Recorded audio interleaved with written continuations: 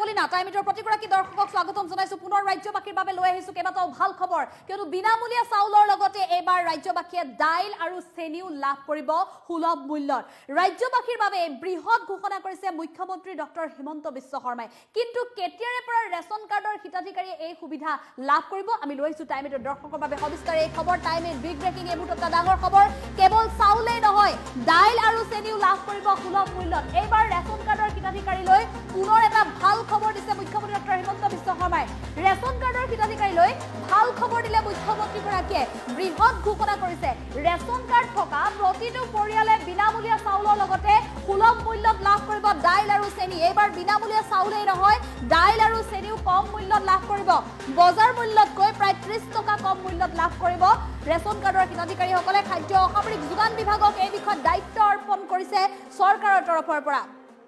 Budget অধিৱেশনত এই সন্দৰ্ভত লোৱা হ'ব সিদ্ধান্ত বাজেট অধিৱেশনত এটা ডাঙৰ সিদ্ধান্ত লোৱা হ'ব এই সন্দৰ্ভত ৰেচন কাৰ্ড থাকিলেই পাব সকলো চৰকাৰী সুবিধা যিসকলৰ ৰেচন কাৰ্ড আছে তেওঁলোকে সকলো চৰকাৰী সা সুবিধা লাভ কৰিবলৈ সক্ষম হ'ব বিনামূলীয়াকৈ 5 লাখ টকাৰ চিকিৎসাৰ পৰা আৰম্ভ কৰি চৰকাৰী আঁচনিৰ ধন লাভ কৰিব কেৱল ৰেচন কাৰ্ডৰ হিতাধিকাৰীসকলে নতুনকৈ 20 লাখ লোকক প্ৰদান কৰা হ'ব ৰেচন কাৰ্ড গতিকে আপুনি আবেদন কৰিলে নাই আপোনাৰ পৰিয়ালত আছে নাই যদি নাই তেনেহ'লে শীঘ্ৰে আবেদন কৰক এই লোকসকলে লাভ কৰিব সকলো চৰকাৰী আঁচনি ৰেচন কাৰ্ড থাকিলে সকলো চৰকাৰী আঁচনি লাভ কৰিব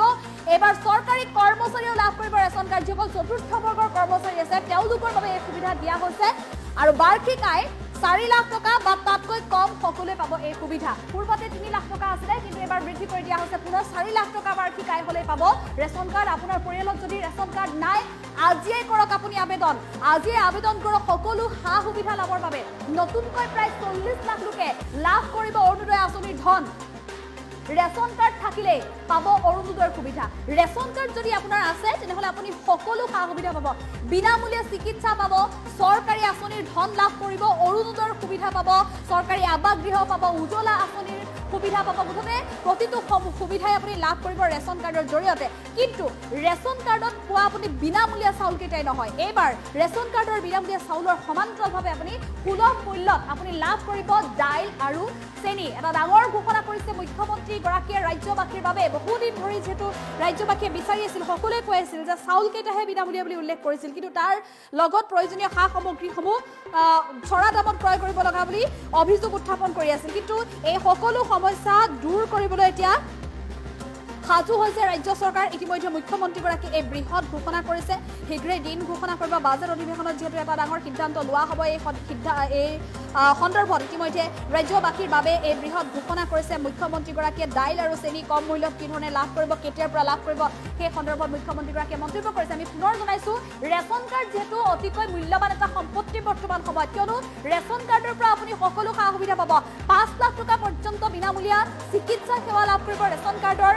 যিসকল গৰাকী আছে তেওঁলোকৰ পৰিয়ালৰ সদস্যই লাভ কৰিব 5 লাখ টকা পৰ্যন্ত বিনামূলীয়া চিকিৎসা আকৌ অৰুণোদয়ৰ সুবিধা লাভ কৰিব বা চৰকাৰী অন্যান্য যিসমূহ সা সুবিধা আছে ৰেচন কাৰ্ড থাকিলেহে আপুনি লাভ কৰিব উজ্জ্বলা আঁচনিৰ সুবিধা লাভ কৰিব দুটাকৈ গেছ চিলিণ্ডাৰ 330 টকা পৰ্যন্ত চিলিণ্ডাৰ ভৰালে আপুনি কেছবেক লাভ কৰিব আৰু ইয়াৰ উপৰি প্ৰধানমন্ত্ৰী আৱাস যোজনা বা মুখ্যমন্ত্ৰী আৱাস যোজনাৰ অধীনত আপুনি পকী ঘৰ লাভ কৰিবৰ বাবেও আপোনাৰ হাতত থাকিব লাগিব ৰেচন কাৰ্ডটো গতিকে ৰেচন কাৰ্ডটো খুবেই প্ৰয়োজনীয় গতিকে আপোনাৰ পৰিয়ালত যদি এতিয়াও ৰেচন কাৰ্ড নাই তেনেহ'লে আপুনি শীঘ্ৰে আবেদন কৰি লওক কম মূল্যত আপুনি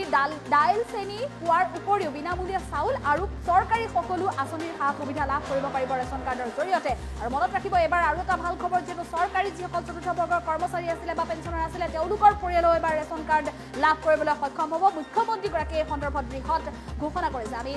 ৰেচন কাৰ্ড সন্দৰ্ভত কি মন্তব্য কৰিছে মুখ্যমন্ত্ৰীগৰাকীয়ে মন্তব্য আগবঢ়াবলৈ চেষ্টা কৰিম আমাৰ ৰেচন কাৰ্ডত আমি বিনামূলীয়াকৈ চাউল দিওঁ কিন্তু ৰেচন কাৰ্ডৰ লগতে বিনামূলীয়াকৈ নহলেও বজাৰৰ পৰা কিছু কম দামত আমি দালি আৰু চেনিও দিব পাৰো নেকি তাৰ বিষয়েও আমি চিন্তা চৰ্চা কৰি আছো আমি ভাবিছো যে আমি যদি 4 জনীয়া এটা পৰিয়ালক অন্তত 1 কেজি দালিও বজাৰতকৈ যদি 25-30 টকা কম দামত দিব পাৰো বিনামূলীয়া চাউল আৰু কম দামৰ দালিৰে আমাৰ পৰিয়ালটো যথেষ্ট উপকৃত হ'ব পাৰে তেনেকৈ চেনিৰ যদি বজাৰৰ দাম 70 টকা, আমি যদি 15 টকা 20 টকাও কমত দিব পাৰো, তেতিয়াহ'লে তাৰ পৰাও বহু ৰাইজ উপকৃত হ'ব পাৰে। আজিলৈকে অসমত আমি তেনেকুৱা কৰা নাই। কৰিব যাওঁতে কেনেকুৱা অসুবিধাৰ সন্মুখীন হ'ম সেই বিষয়েও মোৰ বহুত আইডিয়া নাই। কিন্তু আজিৰ পৰা এমাহ আগতে আমাৰ বিষয়াসকলৰ লগত মই কথা পাতিছো, যাতে আমি এনেকুৱা ব্যৱস্থা লাহে লাহেকৈ যাতে আমি আৰম্ভ কৰিব পাৰো। এই বিষয়ে ৰূপৰেখা প্ৰস্তুত কৰিবৰ বাবেও মই খাদ্য আৰু অসামৰিক যোগান বিভাগক ইতিমধ্যে দায়িত্ব দিছো, আৰু মই আশা কৰিছো যে আমাৰ এই বছৰৰ বাজেটত এই বিষয়ে আমি কি কৰিব পাৰো তাৰ উল্লেখো আমি কৰিব পাৰিম। আমাৰ ৰেচন কাৰ্ডত আমি বিনামূলীয়াকৈ চাউল দিওঁ, কিন্তু ৰেচন কাৰ্ডৰ লগতে বিনামূলীয়াকৈ নহলেও বজাৰৰ পৰা কিছু কম দামত আমি দালি আৰু চেনিও দিব পাৰো নেকি, তাৰ বিষয়েও আমি চিন্তা চৰ্চা কৰি আছো। আমি ভাবিছো যে আমি যদি 4জনীয়া এটা পৰিয়ালক অন্ততঃ 1 কেজি দালিও বজাৰতকৈ যদি 25-30 টকা কম দামত দিব পাৰো, বিনামূলীয়া চাউল আৰু কম দামৰ দালিৰে আমাৰ পৰিয়ালটো যথেষ্ট উপকৃত হ'ব পাৰে। তেনেকৈ চেনিৰ যদি বজাৰৰ দাম 70 টকা, আমি যদি 15 টকা 20 টকাও কমত দিব পাৰো,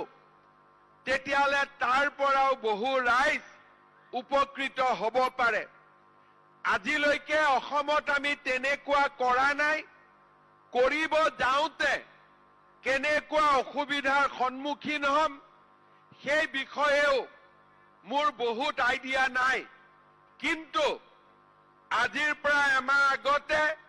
আমাৰ বিষয়াসকলৰ লগত মই কথা পাতিছো, যাতে আমি এনেকুৱা ব্যৱস্থা লাহে লাহেকৈ যাতে আমি আৰম্ভ কৰিব পাৰো।